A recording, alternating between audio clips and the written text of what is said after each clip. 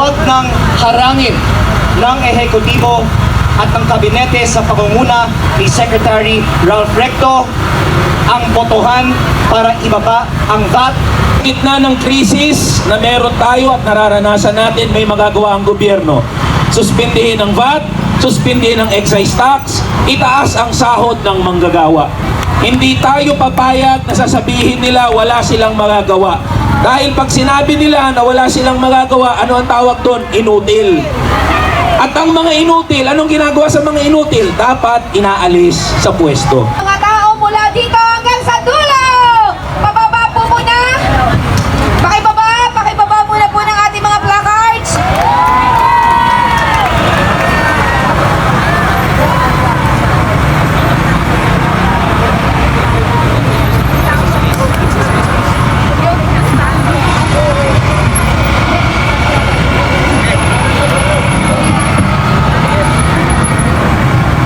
Muli po ang ating Congressman Leandro Ligara Libista!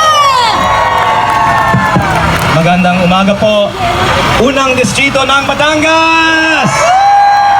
At binabati ko rin po ang lahat ng iba nating mga kasama mula sa iba't ibang mga probinsya. Lahat po tayo ay nagkakaisa para pababain ang value-added tax at ang presyo ng lahat ng mga bilihin. Ngayong araw may pagdinig ang Kongreso at ito po ay pang-2 pagdinig na sa loob ng 1 linggo. Magkakaroon pa ng ilan pang pagdinig pero ang gusto natin schedule na ang botohan para pababain na ang value-added tax. Ako po ay nagpapasalamat sa iba nating mga kasamang kongresista na nagsalita na at ito po ay patunay na ang karamihan ng mga kongresista ay sumusuporta sa pagbaba ng value-added tax. Pero ang sinasabi sa amin, hindi isineschedule ang pagbaba ng value-added tax dahil meron iilan sa gobyerno, lalong-lalo po ang mga nasa ehekutibo na tumututol sa pagbaba ng value-added tax. Ang ating panawagan ay huwag tayong pumayag na ang ehekutibo ang magdikta sa Kongreso dahil ang Kongreso ay hiwalay sa ehekutibo. Ngunit nung tayo po ay naghain ng panukalang batas para tanggalin ang VAT sa petrolyo at pababain ang VAT para sa lahat ng mga bilihin, nagsumite ng posisyon ang ehekutibo at meron position paper ang Department of Finance na pinirmahan ni Secretary Ralph Recto, ang ating kababayan, kapwa Batanggenyo. Para hindi na po tayo magpaligoy-ligoy, ang kailangan para aaprubahan ang pagbaba ng VAT, huwag nang harangin ng ehekutibo ang pag-schedule ng botohan para sa pagbaba ng VAT at pagbigyan ng kabinete sa pangunguna ni Secretary Ralph Recto na pagbotohan ng Kongreso ang pagbaba ng VAT. Tayo po ay ngayon nasa ating ika-6 na araw ng pagkikilos dito sa Maynila. Ang iba sa atin ay nanggaling kaninang umaga sa Liwasang Bonifacio. 5 araw na nagkakampuhan doon.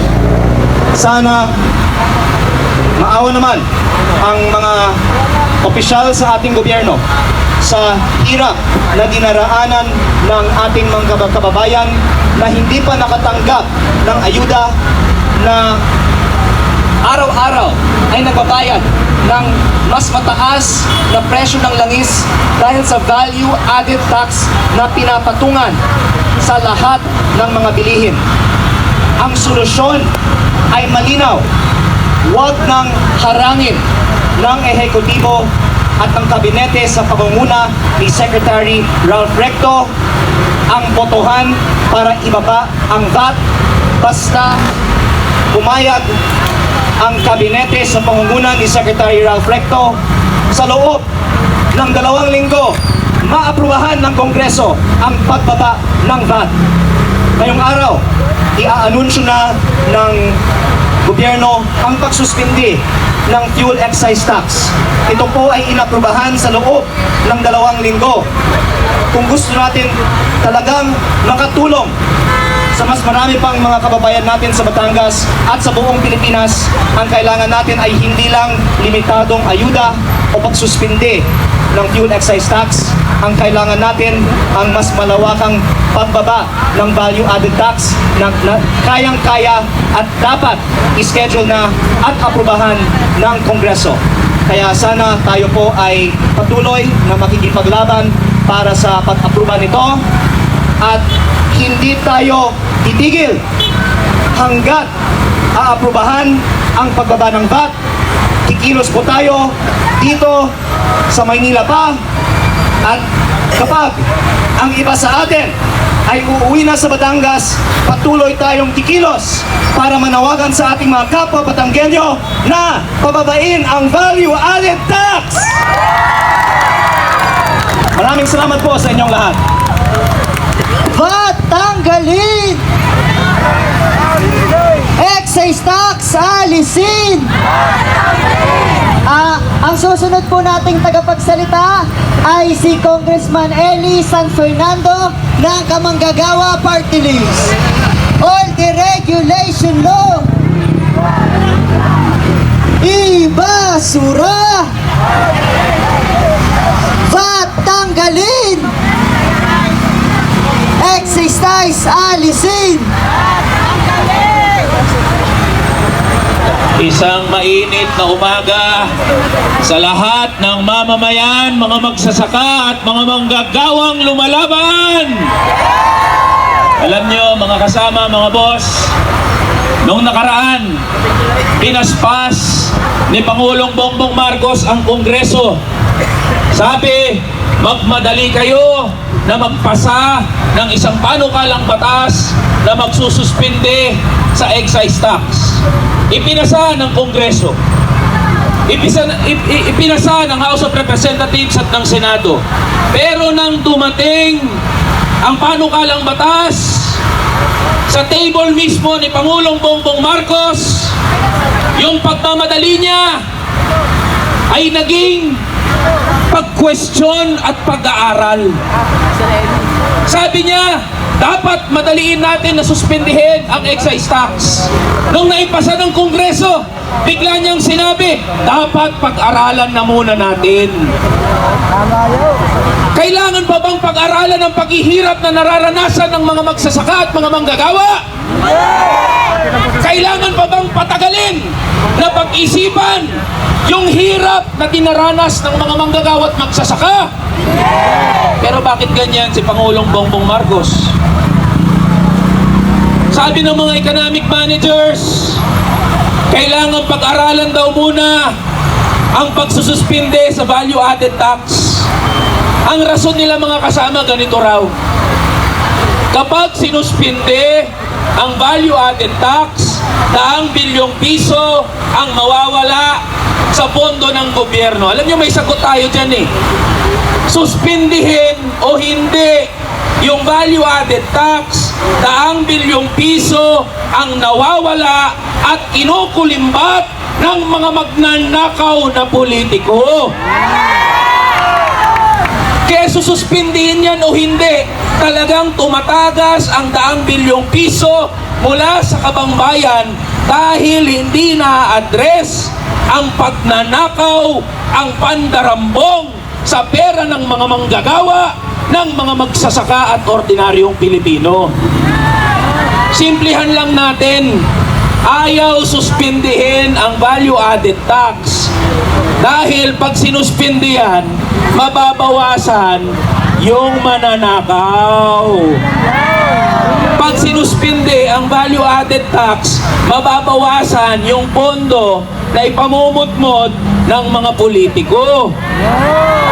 Ang malaking kaginhawaan na gusto ng mga ordinaryong Pilipino, ng mga manggagawa at magsasaka, suspindihin na yung value-added tax. Pero ang problema, ganito mga boss eh, wala na raw magagawa sa presyo ng bilihin.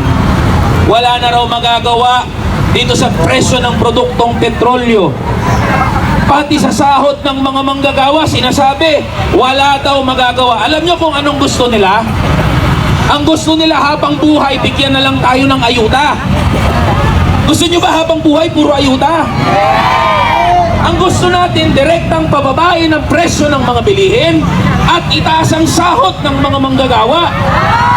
Yang ayuda, pang isang beses lang yan. Yang ayuda, dadaan sa kamay ng politiko. Pag tumaan ng ayuda sa kamay ng politiko, kanino tayo magkakaroon ng utang na loob? Di ba sa politiko? Eh ayaw natin ng ganun.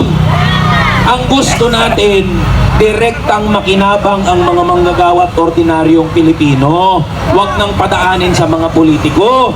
Huwag nang padaanin sa kamay ng ilang mga congressman at ng mga senador. Kaya mga boss, mga kasama, ang panawagan natin napakasimple. Sa gitna ng krisis na meron tayo at nararanasan natin, may magagawa ang gobyerno. Suspindihin ang VAT, suspindihin ang excise tax, itaas ang sahod ng manggagawa. Hindi tayo papayag na sasabihin nila wala silang magagawa. Dahil pag sinabi nila na wala silang magagawa, ano ang tawag doon? Inutil. At ang mga inutil, anong ginagawa sa mga inutil? Dapat inaalis sa pwesto. Tama? So yun lang ho, mga boss. Maraming salamat po. Laban lang po tayo. Hanggang masuspindi ang VAT, ang excise tax, mabuwag ang oil deregulation law, maitaas ang sahod ng mga manggagawa. Yun lamang po. Maraming salamat. Mabuhay po kayo. Maraming salamat po sa inyo. VAT tanggalin! Excise tax, alisin! Excise tax, alisin! VAT tanggalin! May request lang po si Kong, dahil papasok na po sila, forward po tayo, magpo-photo ops po muna, bago tayo magtuloy ng programa dahil papasok na po.